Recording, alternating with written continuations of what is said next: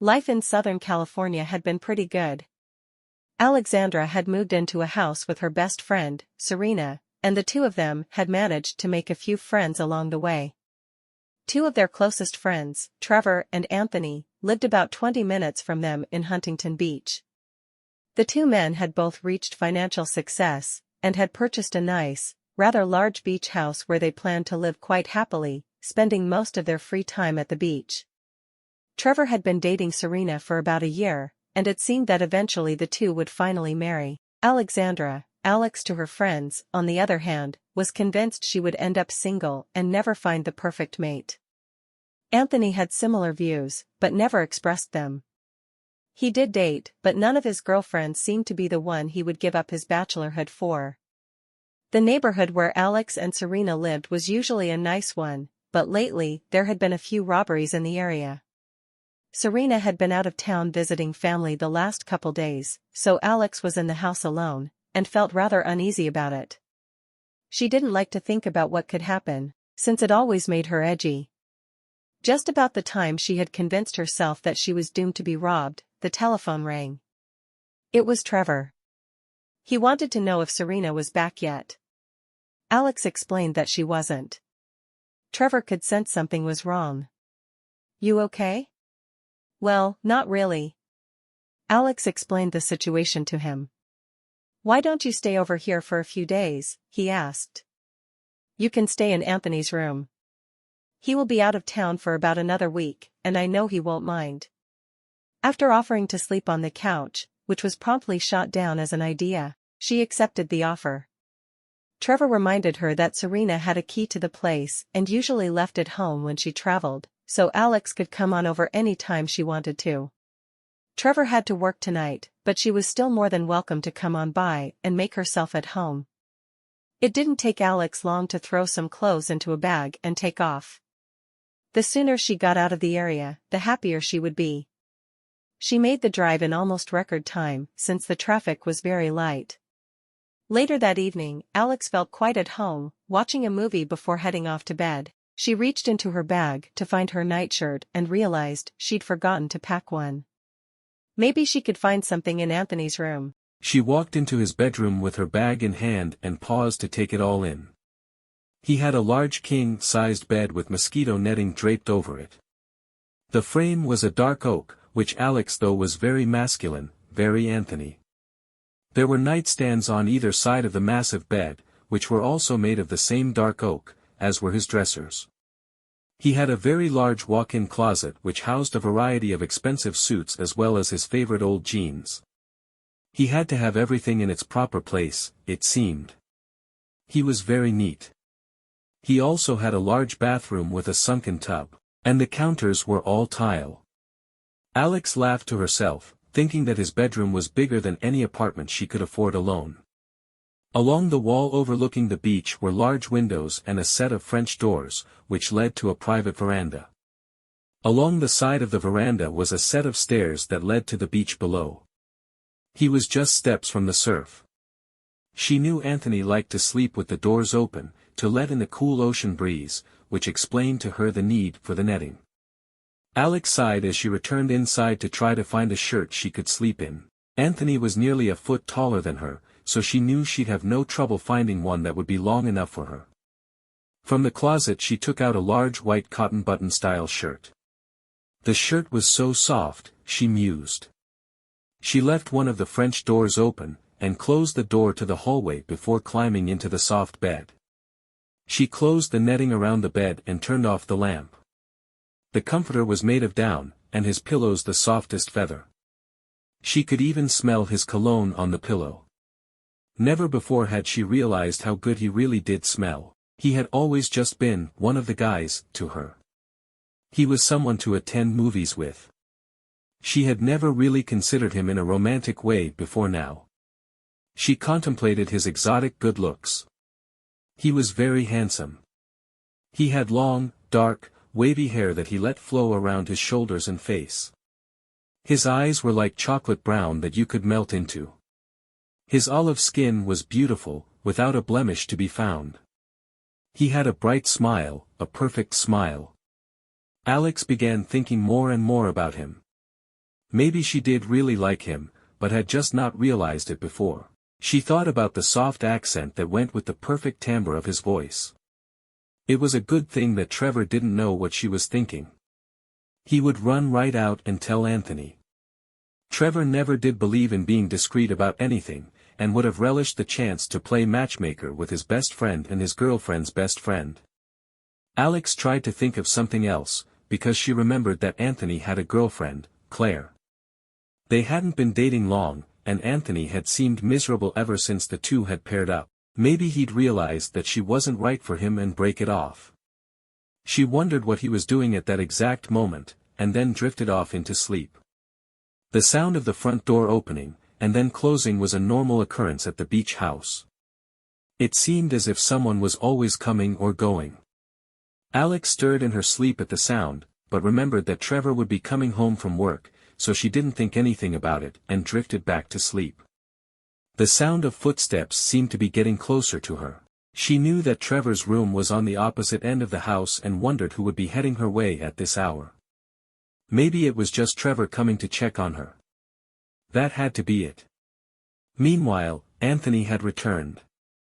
He had made his way through the house checking to see that everything was in order. When he was satisfied that everything was okay, he took his luggage and made his way up the stairs to his room. If it weren't for the luggage, he could have come in his normal way, up the beach stairs. He enjoyed stopping and looking at the ocean before going in the house, so he normally went in that way. He set his suitcase down long enough to open the door to his room, then picked it up again and walked inside. He placed both pieces of luggage on the floor just inside his room and looked around. The room was dark, the only light coming in from the hallway. Everything seemed fine. His room looked as it did when he left 1 week ago. Except for one little thing. He noticed clothes were lying over the back of his chair in the corner of his room near the bed. He knew he had left the room in perfect order, and wondered whose they were. He walked over to them and noticed they were women's clothes. Again he looked around the room. He walked over to the bed and very quietly pulled open the netting. He paused when he saw that Alex was in his bed. Of all the people in the world, it had to be her. His good friend and longtime social companion, and the girl he figured he really wanted to be with. He sat down on the edge of the bed, being careful not to disturb her. He had wanted so many times to ask her for a real date, but he just knew she would laugh. Accept a date with her friend? He must be mad. But there she was, in his bed, and, he paused. She was wearing his shirt. He reached down and took hold of her hand. He stopped, afraid of how she was going to react. "Anthony," she said sleepily, "you're home." He smiled at her warmly. "Yes." "But Trevor said," she began, but her words were cut off by his own. "Never mind about Trevor," he said softly. She smiled, suddenly feeling very self-conscious. He grinned at her. "It's okay, though. I don't mind. Not one bit." He had decided that since she didn't freak out on him that he had a pretty good chance of going farther. "I see you like my shirt." "And you," she thought. "Huh," she stammered, yes, It's okay," he said softly as he leaned closer to her, "really. It looks good on you." I guess Anthony, I owe you an explanation, you see," she said nervously. "Trevor said I could crash here for a few days, and well, it's okay," he said in a soft, soothing tone. "I am glad to see you here sleeping in my bed, with that shirt. Anthony, I will get dressed and get out in a second," she said awkwardly as she tried to sit up a bit. "No, you don't have to." He smiled. "What makes you think I want you to leave?" "It's okay, really." Alex ran her fingers through her tousled hair. "Are you doing well?" he asked. "I have missed you, you know." "Yes, well, not so well." Alex sighed. "Serena's gone and there's been burglaries, and I was kind of afraid." "I am sorry to hear that," he said. "I am not doing so well either." I broke up with my girlfriend. You know, Claire. She decided that she would rather have someone more like her, or at least that's what she said. I found out she was cheating on me. Oh, Anthony, I'm sorry, Alex said, trying to be sympathetic. Inside she was elated. This gave her the chills all over, especially after how she had been thinking of him earlier. You know, Alex, I've been thinking. He began. About what? She asked curiously. I don't know how much Trevor has told you. He paused. What do you mean? She was almost holding her breath, hoping he'd say what she was longing to hear, but at the same time afraid that she would always be one of the guys. Well, you know, actually Trevor decided to work tonight. Anthony was talking his time with his words, almost as if he were nervous. It was his decision. He knew I was coming home. I had planned on returning a day earlier, but was held up by the weather at the airport. But he told me you were going to be gone another week. Alex's voice drifted off. It was then she realized that Trevor had known all along that Anthony was coming home, and that he would find her in his bed. She would have to be sure to let him know that he was caught playing matchmaker. I know he did. Anthony continued. I told him on the phone that it was over between Claire and I when I first left. He said he would schedule himself to work so I could have the house to myself. So Trevor lied to me. Alex said quietly. She felt like she wanted to cry. But to see you here, he continued, it is a total surprise. But I am glad that it happened. It is a beautiful night. Yes, she agreed, it is beautiful.